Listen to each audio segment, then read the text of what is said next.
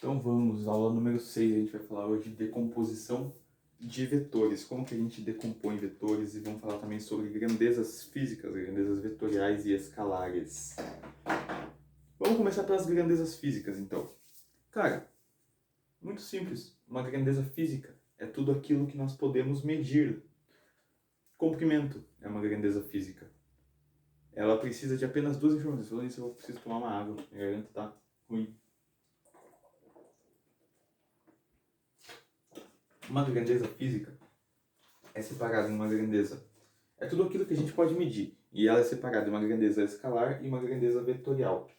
A grandeza física escalar, ela precisa de apenas duas informações. O módulo e a unidade. Então eu vou anotar aqui, ó. Grandezas físicas são separadas em duas. Escalares, vou colocar escalar, e vetorial. Vetorial. Grandezas físicas escalares, elas precisam de duas informações. Módulo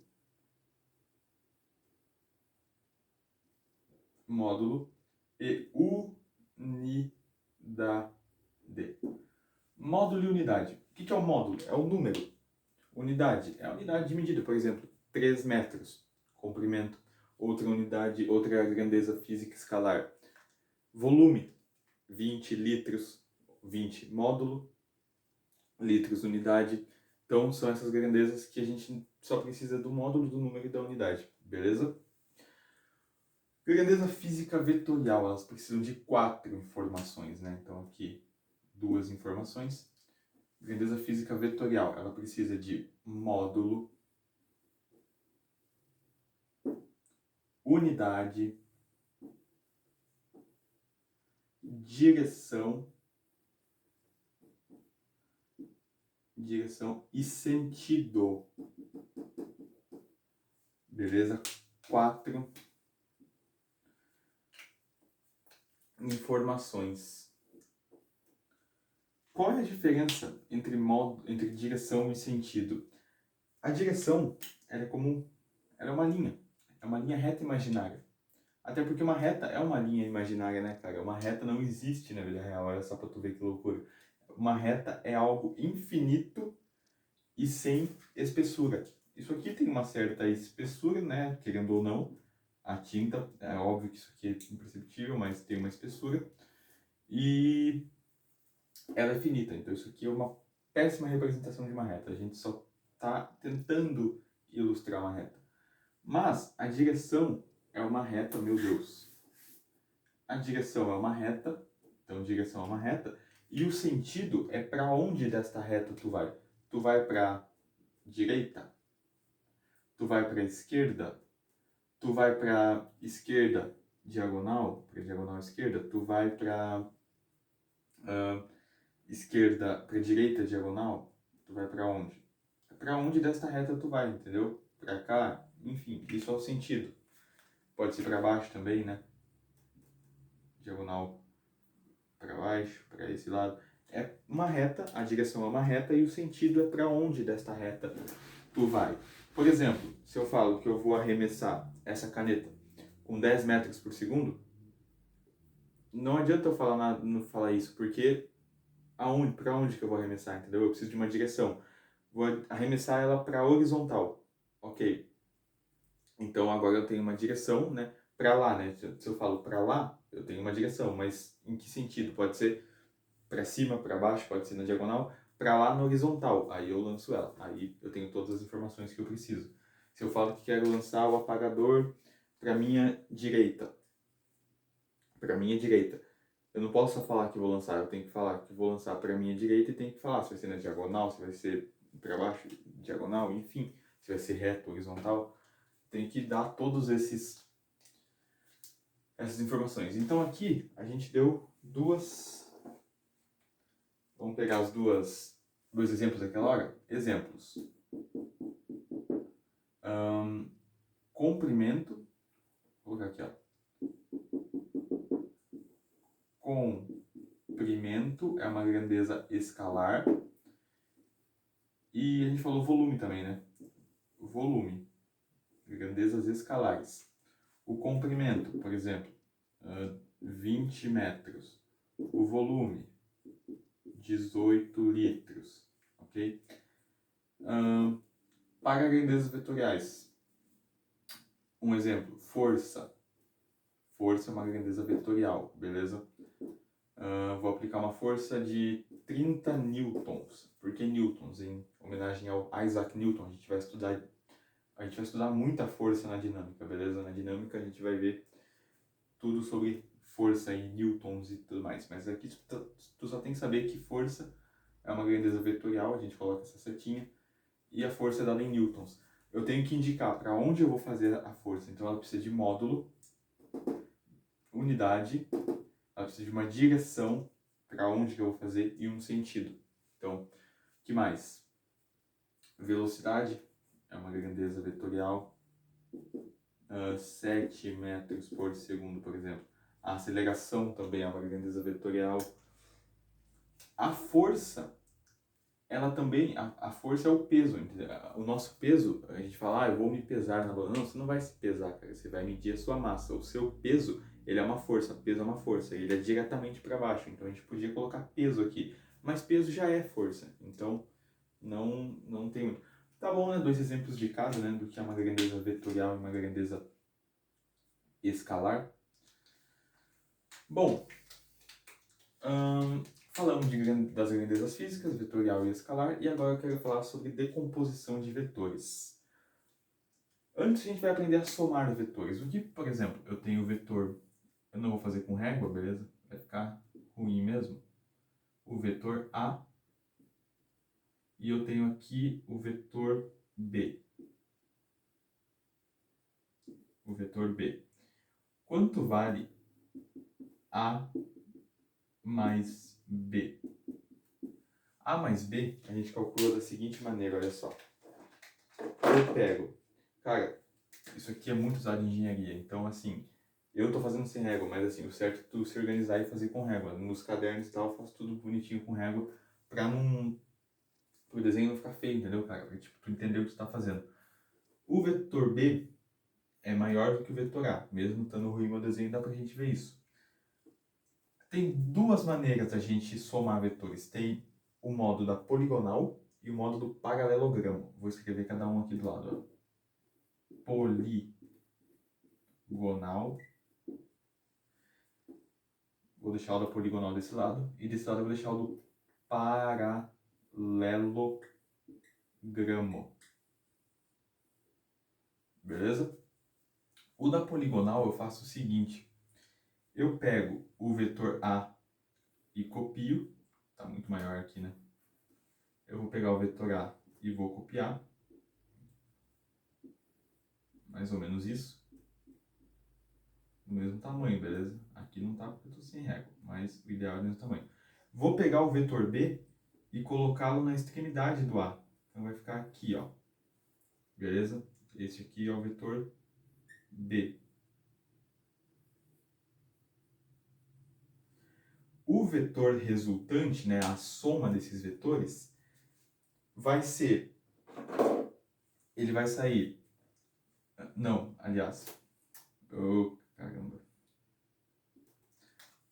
O vetor B, ele vai sair da ponta aqui, ó, dessa extremidade da cabeça da flecha, na flechinha do vetor A. Então ele vai sair daqui, ó. Aí, não vai ficar tão reto, mas a gente tenta. Mais um pouquinho maior, né? Enfim. Não vou usar régua porque a gente gastar menos tempo. Agora sim, o vetor resultante, ele sai da extremidade, né, do começo do vetor A e vai até a ponta, vai até a flechinha, a cabecinha da flecha do vetor B. Então, ele sai daqui e vai para lá, ó. Este daqui é o vetor resultante A mais B. Se ele te der valores, por exemplo, A valendo 7 e B valendo 3, então o vetor A mais B vale 10. Mas aqui a gente está trabalhando sem unidade. Então, este é o método da poligonal. Você pegar o primeiro e copiar, o segundo, e você... Ó, eu peguei o A e copiei. Eu peguei o B e copiei, só que eu copiei o B saindo da pontinha da flecha do A. E aí o vetor resultante, ele sai do começo do A vai até lá o B, a extremidade do B. O método do paralelogramo é o seguinte. Eu vou pegar o vetor A e copiá-lo. Aqui, pera. Aqui está o vetor A. Eu vou pegar agora sim, eu faço daquele jeito, o vetor B e eu vou copiá-lo aqui. Aqui está o meu vetor B. E aí eu vou fazer o seguinte, eu vou traçar uma pontilhada paralela ao vetor A e uma pontilhada paralela ao vetor B. Ok? Tracei uma pontilhada a partir de B paralela a A e tracei uma pontilhada a partir de A paralela a B. E o vetor resultante sai da onde os dois, sai daqui, né, da extremidade dos dois e vai até onde as retas se encontram, as retas paralelas.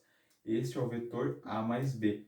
Vejam que o sentido, eles têm módulo, unidade, aqui eu não dei unidade, mas eles vão ter uma unidade, direção e sentido, né? Esse é o mesmo sentido, ó. Pra cá, pra cá. Então, estes dois métodos são válidos, beleza? O método da poligonal, ele é poderoso porque ele pode calcular mais de dois vetores, né? Então, se eu tenho o vetor A mais B mais C, eu posso fazer isso, diferente do método do paralelogramo, que serve com dois vetores. Então, a gente vai aprender agora a decompor o vetor. Então, espero que tenham entendido o método da poligonal. Eu vou fazer só mais uma. Os dois métodos eu espero que tenham entendido, mas eu vou fazer mais uma da poligonal, só pra gente ver. Vou fazer com 3 agora. Então, eu tenho aqui o vetor A, que é esse daqui. Eu tenho um vetor B, que é um vetor. Tenho o vetor B, que é este daqui. E tem o vetor C, que é algo assim, ó. Quanto é A mais B menos C? Cara, relaxa. Quando tu tem um vetor negativo, tu vai girar ele em 180 graus. Então, se o vetor C é para cá, o vetor menos C, ele é para cá, ó. Esse aqui é o vetor menos C, beleza? Tu gira ele, tu inverte ele de sentido, o sentido dele inverte. O sentido dele era para lá, vai passar a ser para cá. Então, você pega ele e gira em 180 graus, você tem o vetor negativo dele. Vamos fazer pelo método da poligonal. Eu vou copiar o A. Então, tá aqui o A. Eu vou copiar o B. Tá aqui o B, né? Saindo da flechinha do A. Então, aqui está o A. Aqui está o vetor B. E o vetor menos C. Se fosse C, eu ia fazer para lá. Mas é o vetor menos C. Então, eu quero para cá. Esse aqui é o vetor menos C. Qual é o vetor resultante? Sai do A e vai até a extremidade do C. Este daqui é o vetor resultante em vermelho. É o vetor A mais B menos C. Beleza? Ah, cara, achei fácil. Vetor é uma flechinha. É, cara, é uma flechinha. Só que se tu não dominar isso daqui, a gente vai ter problemas no futuro. Beleza? Então dá uma treinadinha aí, cara. Desenha, risca uns exercíciozinhos. Perde um tempinho aí fazendo. Não faz igual eu, não desenha sem régua, cara. Tô fazendo isso porque, enfim, é só uma aulinha, mas no caderno fica horrível, cara. Aqui na lousa já tá bem estranho. Tô estranhando de fazer assim. Mas, enfim, vou apagar a lousa pra gente ir pra decomposição de vetores, beleza? Bom, decompor vetores. O que seria decompor vetores? Toda vez que eu tenho algum vetor resultante, aqui eu tenho um vetor resultante f, por exemplo.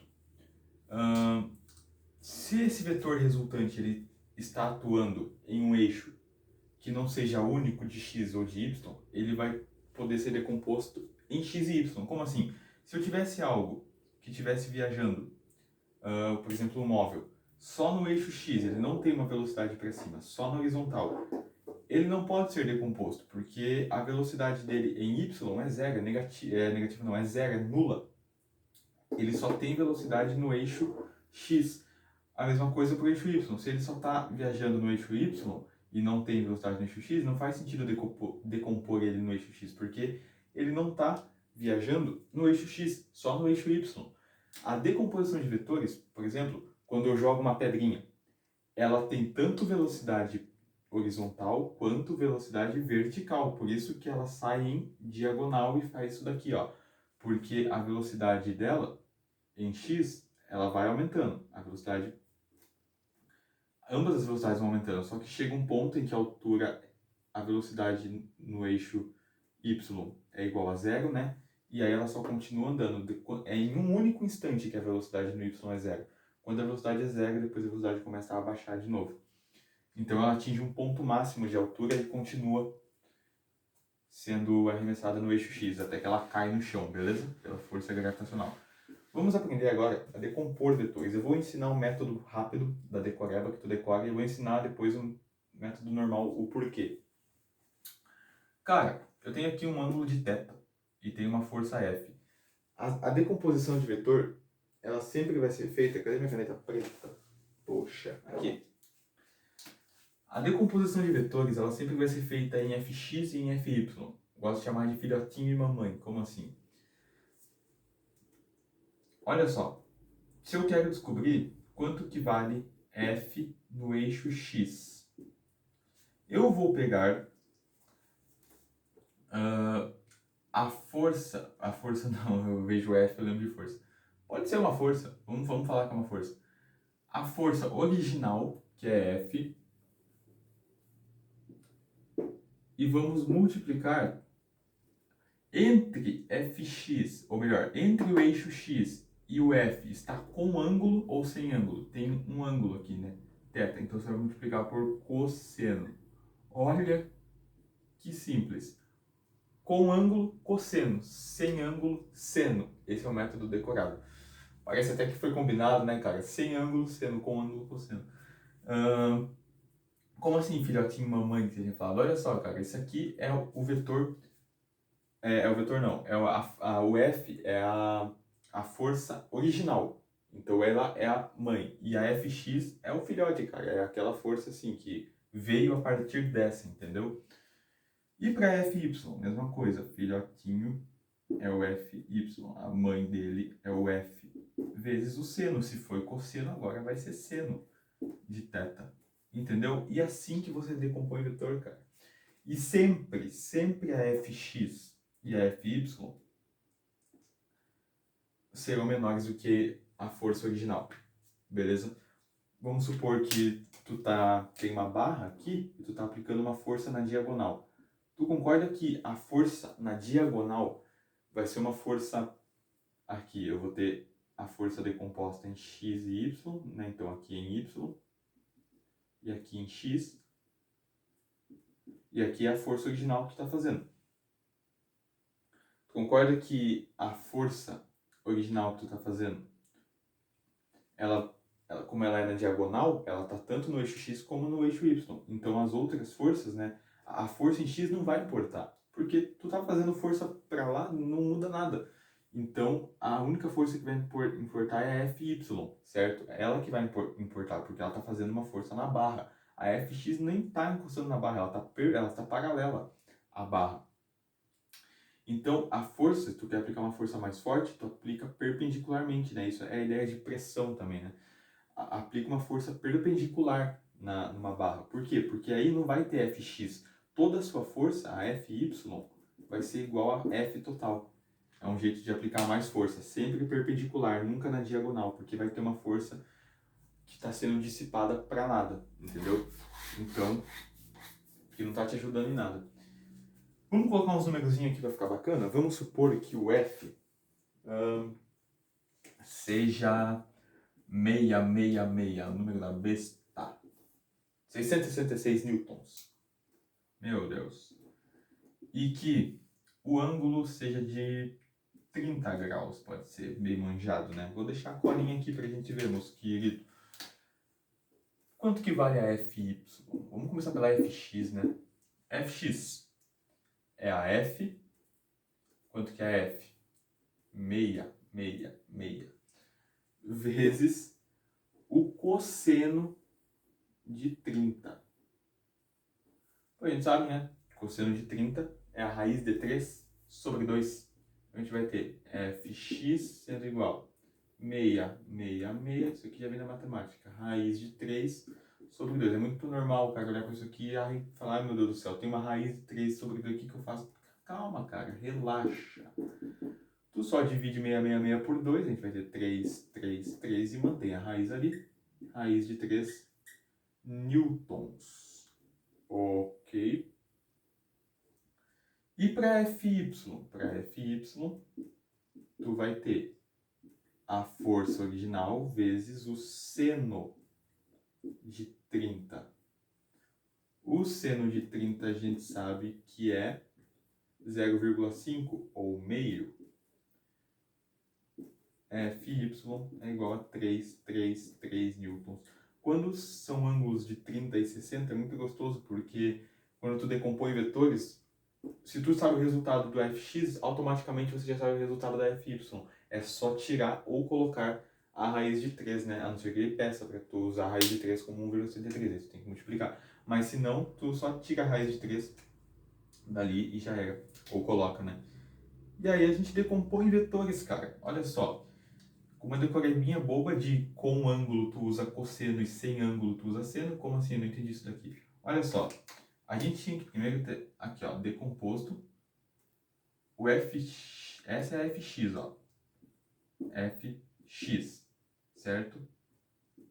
E aqui estaria a nossa fy, fy. Entre f e o eixo x, eu tenho ângulo, não tenho? Então eu uso cosseno para fx. Entre y e f, eu não tenho ângulo, estou sem ângulo, então eu uso seno. Bom, mas isso é só uma decorada. Deixa eu ver com quanto tempo tá o vídeo para eu não me alongar mais. Ok, vou tentar explicar rapidão. Vou apagar a lousa para explicar, beleza? Bom, vamos que já tá acabando a memória aí, meu querido. Vou explicar rapidinho da onde que vem realmente. Olha só, eu vou pegar o vetor f e vou copiar aqui. Vou pegar o vetor fx e vou copiar aqui também. E vou pegar o vetor fy e arrastá-lo para cá. A gente vai ter isso daqui, ó, fy. Eu tenho um triângulo retângulo aqui, aqui está o ângulo θ, aquele ângulozinho. Se eu quero o cosseno de θ, eu pego o cateto adjacente, que é fx, e divido pela hipotenusa f. Então, se eu quero fx, eu tenho f cosseno θ, entendeu agora o porquê? E se eu quero o seno de θ, eu pego o cateto oposto FY e divido pela hipotenusa F. Portanto, o FY é F vezes o seno do ângulo θ. Então, aquela decoradinha, na verdade, tem uma explicação. E é isso daí, cara. É só um seno e cosseno ali, bem tranquilinho. Fechou? Então, até a próxima aula. Espero que tenham entendido. Valeu!